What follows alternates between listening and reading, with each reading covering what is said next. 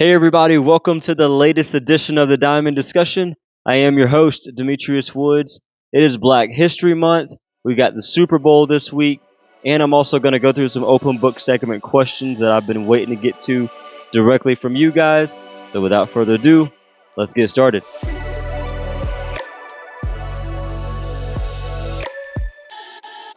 All right, guys, we are jumping right in today. Episode number 12, my favorite number. So I'm going to give you guys an ad-free show today, and we're going to jump right into this open book segment, starting with the first question: do you have favorites? And this is from Caleb M. So, Caleb, man, I know most coaches probably would say no, but I'll just be straight up honest with you, as I've always been on the show. My answer is yes, and that doesn't mean like, I've got favorites because I've got players that are going to stroke my ego or they're going to do every single thing that I ask them or whatever. Like I've got some criteria, some qualifications, if you will, for my personal favorite players that I've got an opportunity to coach. And I could rattle off a few, but they know who they are because it's shown in our relationship and it's shown based on just the way that they treat and approach the game and approach the time together.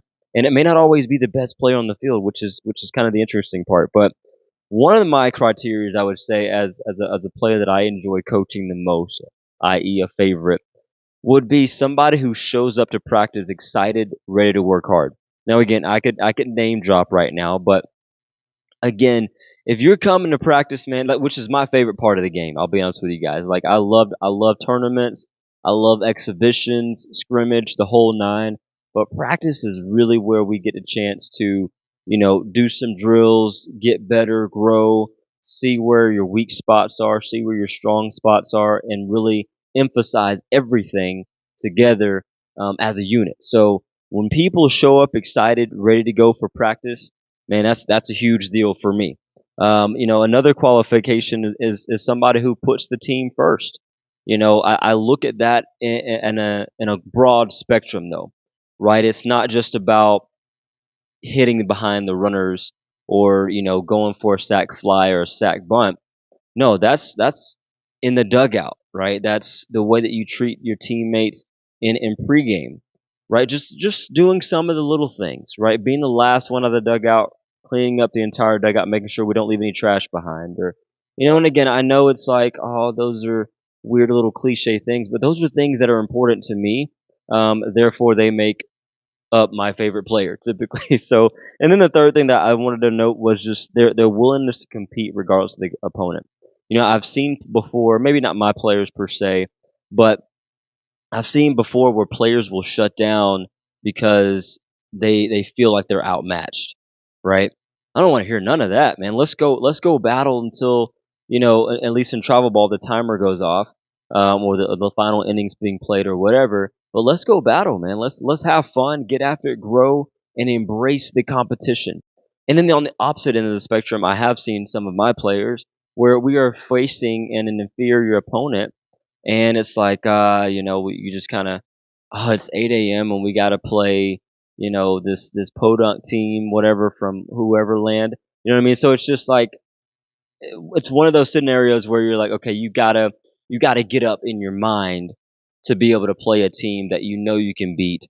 And honestly, it's come back to bite my teams in the past, which probably is a reflection of the coach more than anything. So I got to be better on that front. But anyway, my favorite player, man, that's probably the makeup of what that would look like. Okay, I'm gonna try to breeze through these. So the second question: why did our coaching staff retire a player's jersey number? And this question is from me, actually. And so I'm not going to go into the 11 reasons that I gave at our Diamond Gala. We have a Diamond Gala at the very end of the season. We've had last 2 seasons we've done that, and it's been a really fun event. The ladies dress up real nice. I jump in a suit, and as well as our coaching staff, and it's a nice dinner and a lot of fun, and it's basically an awards banquet, so to speak.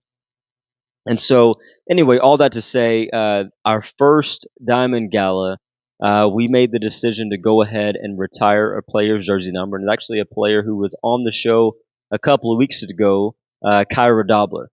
And I call her Sticks. That's her nickname that I gave her because of her number 11.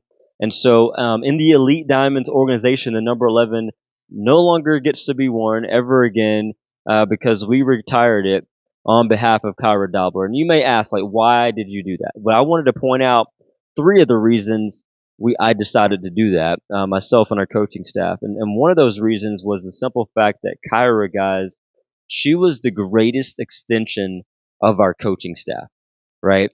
And again, I'm always gonna like preface with like what's the negative connotation of that? Well, I think in the classroom one can potentially call that like a teacher's pet or something like that. But I'm telling you, man, it was far from that, right? Although Kyra was close to me and whatnot, but at the end of the day, man, Kyra embodied what it meant to be great in terms of owning her position, owning her role, and also being able to reiterate what the coaching staff was trying to accomplish, right? Whether it be in practice, in a game, or whatever, she was always communicating with her teammates. And she had a high level of respect within the team, within the organization as a whole. Everybody kind of looked up to her. At least our players that were coming after her. Obviously, her peers, maybe they didn't necessarily look up to her per se, but they respected her incredibly, and they understood that she was like a player coach, right? She was a coach on the field for us, and it was a big deal to have. One of the other reasons I gave at that Diamond Gala back in 2021 was the fact that she is an impact player in terms of her performance. You think about players getting their name up in the rafters in the NBA, or you know, players getting their name put up on around the stadium in Major League Baseball or whatever on the fence line in softball.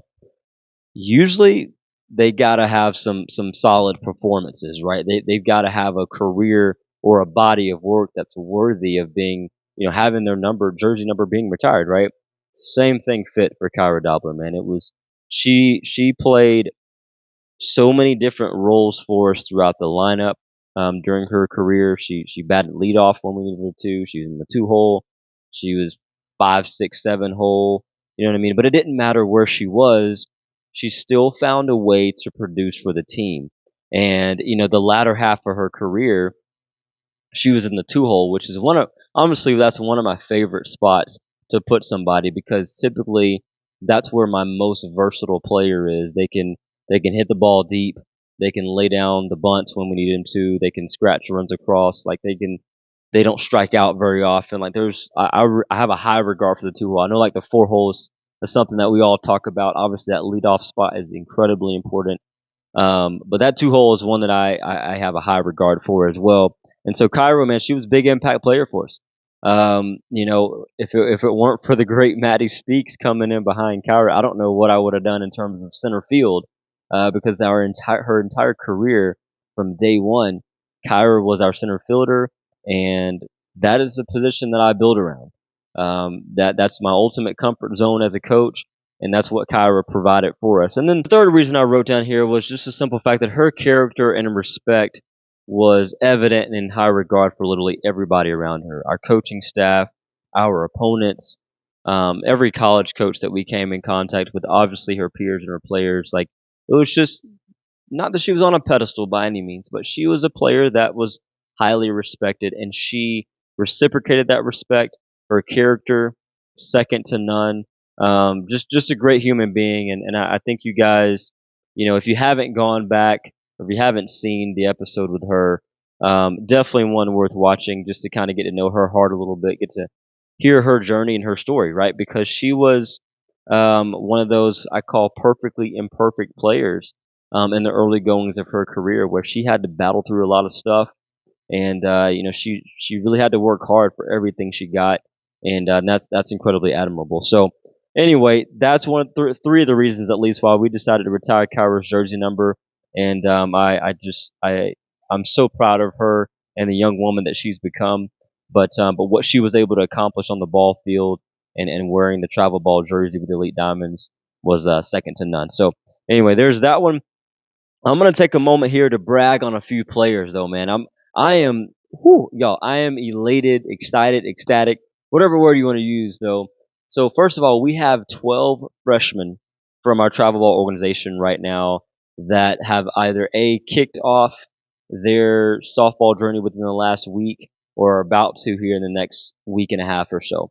And 12 freshmen, like that's awesome. That's a blessing to have been a part of their journeys in some capacity and helping them get to that level. But a couple of them though, man, they kicked it off with a bang. So 2 weeks ago, right? No, a week ago, Emma Warnock, number 9, Emma Warnock. Um, just I could say so many great things about her as well. But y'all, this kid, let me tell you first of all. So she 3/4 of her career infielder, pitcher, right?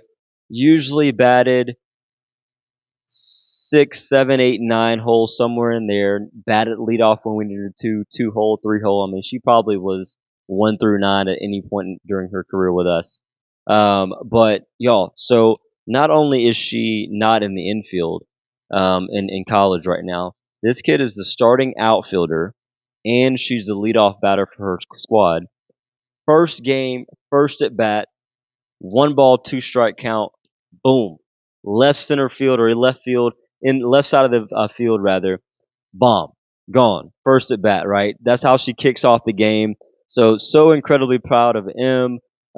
Z Harris, who is at Payne College. Emma's at Andrew College, by the way. Z Harris, who's at Payne College right now, had a heck of a weekend down in Jacksonville, Florida, and topped that one off with a home run and multiple extra base hits. Kayla Carter, who was with us for a long time, she's also at Payne. Went down to Jacksonville, threw a no hitter, had some good at bats at the plate. So just a lot of good things happening with a lot of our players. I'm so excited to be able to follow them and where they're going to be continuing to go from there. So next question, real quick. So I want to give some advice, and this question is from Kelsey K, and it says, "What's your advice for those picking between multiple offers?" And you know, I could give you a lot of different things to mull over on that front, but 4 things I'll say on that front. When you're writing down like the pros and cons of the schools that you're looking at, one of the things that I would consider is certainly the coach, right? I know that you can't go solely based on the coach because sometimes coaches leave. Um, just speaking about Emma, like her coach was gone before she got there, right? So, and then a player that graduated a couple of seasons ago, SJ, who's at Payne College now as well. Her coach left while she was there, right? And so she's had to, have two different coaches, obviously, but which is she's embraced it and she's done really well with it. But my point is that the coach should be somewhat of a factor because this is somebody that you're going to be spending a lot of time with, and somebody who you're going to be trusting to give you the tools and your tool belt that you need to enhance your game and expand your game on a higher clip, and again, just be there for you when you need them. So the coach is a big deal. I believe the campus obviously is a huge deal. Um, and that's not just about the geography of it. I think that's also just about the layout of the campus. Like, are you the kind of person that is cool to drive from class to class? Do you want to be able to walk from class to class or what have you? So, I think about that in terms of the campus being a big deal. Another one that I put down was the academics. And again, these are in no particular order. I feel like the academics should lead the way anyway. But I think about the academics of everything, and I'm going, okay, does it have my major or does it have a semblance of my major? And if it does, then okay, that's great. That checks a box. But furthermore, what is the rigor of the curriculum that they're using, right? And you can kind of dig into that a little bit just by reading through their website, figuring out what their reviews are on multiple different polls and platforms around the nation, right? So if you really dug in and did some research on your specific major or your minor or whatever at that university, you'd probably find a good bit of content to be able to understand, okay, here's where they rank in comparison to the other schools on my list. So I would say that. And the 4th thing, obviously, is the money, right? We're talking about scholarships here. So whether it's an athletic scholarship, academic scholarship, the money matters for most families. Therefore, you got to consider that. Now, that shouldn't be your only consideration. I've had players, put the money at the forefront, and then it not, the university itself not be what it turned out or what she'd hoped it would be because maybe the coach wasn't a good fit or the campus wasn't what she wanted it, whatever. but I do feel like it should be a factor. So, Kelsey, I hope that helps out on that front. This next question is from Jeremy P, and he says, "As a coach, what do you look for in a new player?" And guys, I'll be honest with you. When I think about new players, a lot of times, especially, so we've got three teams. I think I've said this before, obviously, but Elite Diamonds blue, black, and gold. Okay, and so our blue team is kind of our younger squad. Our black team is kind of junior, sophomore-ish, and then our gold team is seniors that have likely committed or will commit during their senior year, if not before, and then some juniors. And so a lot of times, just to be honest with you guys, our gold team, I have recruited new players without even seeing a single drop of film on at all. And let me explain myself. So when it comes to trust is a big deal to me. And when I trust a player, that doesn't go away until they give me a reason not to. And so I absolutely trust the judgment of our players, especially our longtime players that I've been with for a long time. And so if one of my girls come to me and say, "Hey, Coach, this girl, she can hang with us, or this girl would make us better, or this girl can, be an asset to the team, or whatever the case may be," then I'm going to take their word for it on that front. And so, call me crazy, but I trust my girls, man. I trust their judgment, and they haven't failed me yet. So I'm gonna keep doing that. However, on our blue and our black team, because I don't literally coach those teams on a day-to-day basis, I know that I have to trust our coaching staff to take those new players on. And so usually I'm doing the vetting process with those families, and then we get everybody out there together for a tryout or a workout with the rest of our coaching staff. And obviously we're looking at skill set. That's a big deal. I'm not going to deny that the skill set does matter, and of course we're trying to plug and play with certain positions. The effort is a big deal. So okay, fine, you can drop bombs, or you can you can catch a ground, catch a fly ball, field a ground ball, whatever. But what's your effort look like? That's a big deal to me, because if your effort and hustle in your tryout is decent, then hopefully that's an indication of what it would be in real life, unless you're just putting on a front, which is possible, but benefit of the doubt, right? First. And then the third thing, typically when we're doing a workout, especially if mom and dad are around or whomever, is what is the reaction to mistakes when they happen in a tryout? So is mom and dad screaming? Um, is the kid kind of giving the side eye to the parents? Like, what is that relationship? What does that dynamic look like? Because to me, that's a big deal. I want to know, are the parents going to allow us to coach the kid? Is the kid going to, allow us to coach the kid type thing, right? Are they going to constantly be looking for mom and dad's, advice through the fence? And if that's the case, then maybe this isn't a good fit, right? So there's certain, things that we look at in addition to the skill set. And you can only see so much inside of one specific workout, but we do our best to figure out what that can look like. And honestly, we've had a really good track record on that front. We've had some really great families that have joined the Elite Diamonds organization and have left it as well to go on to do bigger and better things. And then we've maybe had a couple of bad apples, but other than that, it's been a really good situation for us, and it helps out, having other eyes and things like that with our coaching staff when it comes to looking for new players. So I'm gonna pause here with our Black History Spotlight, guys. So I wrote down a couple of things I wanted to share on this one, and so I would be remiss if this is a softball baseball podcast, and with the month of February being Black History Month, I'm proud of that. I'm excited about making the time to highlight a just an icon, man. You think about just the magnitude of this guy, and this guy goes by the name of Jackie Robinson. I'm sure you all know. There's a movie named, or well, there's a movie made for him, or about him rather, called 42, which is his jersey number, and number 42 is not worn throughout the entirety of Major League Baseball. I think Jackie Robinson Day is usually in April, right at the onset of the season. But anyway, man, Jackie Robinson, though, if you don't know, just fun fact, he broke the color barrier for baseball back in 1947. So that was over 70 years ago, right? And you think about just some of the challenges that he faced off the field, right? He faced racial discrimination.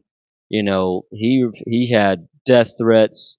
People throwing stuff at him, just verbal abuse, the whole nine was coming at him each and every single day, not to mention the daily challenges that come with just being a baseball player, right? And being a baseball player during that time at that, right? And so I love Jackie's story because it's one of extreme perseverance, extreme bravery and courageousness to fight through all of that, you know, mumbo jumbo, to keep it light, right? And to still be able to compete at a high level. I mean, the guy was an MVP 3 years later into the league, or 2 years in 1949, right? So I mean, just he's paved the way for black athletes for generations to come, myself included, and every generation after. So extremely grateful for his courageousness, I'd say not just black athletes in this nation. I would say in anybody of other ethnicities as well, where you may not have been accepted during that time of day. And so I feel like Jackie Robinson, man, really did a big service for thousands, millions of people even that will I don't ever want that to fall by the wayside by any means. So shout out to Jackie Robinson, man, American, world, global icon, and just grateful for him. So all right, let's wrap this up with a couple of more questions, and then we'll be off to the races, guys. We'll be out of here and get you into your weekend. So, all right, next question: who is your favorite black athlete? Now, I can easily say Jackie Robinson, but that is not my answer. So I didn't watch. Obviously, I did not watch Jackie Robinson play. However, there have been a number of black athletes that I've watched play, and it's hard to pick one. I'll be honest with you guys. Like when I think about my personal favorites that I watched growing up, I think about four people specifically: Tiger Woods, Kobe Bryant, Serena Williams, and Steph Curry. All right. My guy Steph, man, if you don't, first of all, if you don't know Steph, shame on you. Have you been under a rock or what? But Steph Curry, man, like that's my guy. Kobe, R.I.P., man, just Black Mamba, legendary. Tiger Woods, despite his off the course stuff, and I'm sure people have mixed opinions about him as well, but man, Tiger was everything on the golf course. It was, I mean, you look at Vegas, it's like, do you take Tiger or the field, right? I mean, that's how legendary the guy was. So all other stuff aside, like I'm a big Tiger Woods fan. Also, we share a last name. Anyway, so Serena Williams though is another one, just incredible tennis player. I mean, you talk about dominance, man. I mean, just every major that she was a part of was again Serena or the field. That people were taking out in Vegas on odds. So again, those are a couple of my favorite athletes. If I had to again pick one, it'd be Steph Curry, and I don't know if that's just recency bias or not, but man, Steph is just he's otherworldly, man. The greatest shooter ever to grace this earth. Don't argue with me, argue with somebody else on that one. So, but I'd say those would be my bad. This question was from Gary O, but those would be my top black athletes that I've enjoyed watching over the years. So last question here before we wrap it up and get into our thought you should know moment here is, who is your Super Bowl pick? And this question is from Dustin H. Dustin, my man, I got to tell you, so a lot of respect for the San Francisco 49ers. I've got some really great friends out in the Bay Area that I love and cherish my relationships with them so much. And I'm prefacing this obviously because I'm about to choose the Kansas City Chiefs as my Super Bowl pick, and here's why. I know there's a large majority of America who didn't even really want the Chiefs or the 49ers to be in the Super Bowl. I think a lot of folks were going for like a Ravens Lions Super Bowl setting, but again, we're getting a rematch of the 2020 Super Bowl, and if you guys remember, the 49ers blew like a double-digit lead in the fourth quarter, I believe. and virtually handed that Super Bowl on a platter to Patrick Mahomes and the Chiefs. But I think this year's a little bit different. I don't know that the Chiefs are going to fall behind too quick. Now, I could be wrong. I could eat crow on this one, and that's fine. I don't have a dog in the fight. I'm a Cincinnati Bengals fan right now. Joe Burrow, Joe Cool is my guy, quarterback from LSU.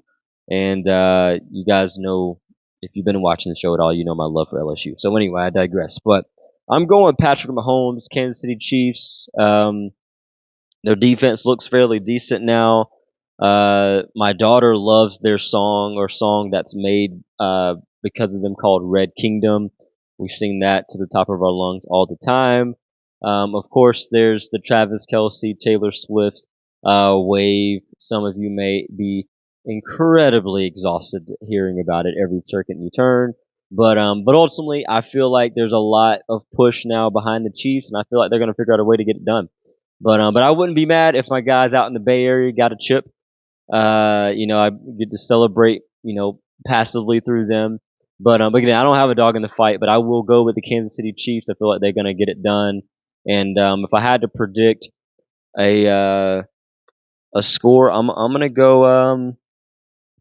gonna go Chiefs 35-31. That'll be my pick for this game. So again, I could be way off on this one, but we'll see. We'll see where it goes. So anyway, guys, as we wrap up the show, I'm going to give you my thought you should know moment. And this used to be my email. If you're watching on video, you'll see that I've got this quote up on the screen behind me. But this used to be my email tag. And this is a quote by Jackie Robinson. And it says very simply, "A life is not important except in the impact it has on other lives." And, one of the things I pride myself on, as I mentioned in the episode last week with Gracie Maddox, is that I absolutely enjoy serving other people, whether it be through softball or other avenues. But service is something that I feel like is important. That is a big part of my faith as a Christian and a follower of Jesus. But I feel like this quote, man, by Jackie sums it up. Obviously, I think I just told you that I feel like Jackie has impacted the lives of millions of people and millions to come in the sports world. And so, dude, he's legend for that. You know what I mean? So I feel like none other than the great Jackie Robinson, just celebrating him during this month. We should celebrate him every month. But anyway, guys, that is my thought you should know moment for this week. I hope y'all have a great week, man. I hope that you will embrace your challenges. I hope whenever you're watching this, I hope that you say, hey, listen, whatever you've got set out to do today, tomorrow, this week, next week, go do it. Okay, don't waste time. Don't sit on your hands. Go do it. Go get it done, man. Enjoy the journey. Okay, enjoy the process of setting out for your goals, right? Like, don't just have your head down the whole time and not come up for air. Like, enjoy the time that you're spending en route to all the goals that you're going for. So that's my encouragement to you guys this week. I hope that you will you'll go impact somebody else's life in a very, very positive way after hearing this episode. So we're going to wrap this thing up like we always do. And please, guys, let all you do be done in love. Because at the end of the day, that's truly what makes the world go round. Thank you so much for tuning in. We'll catch you next week.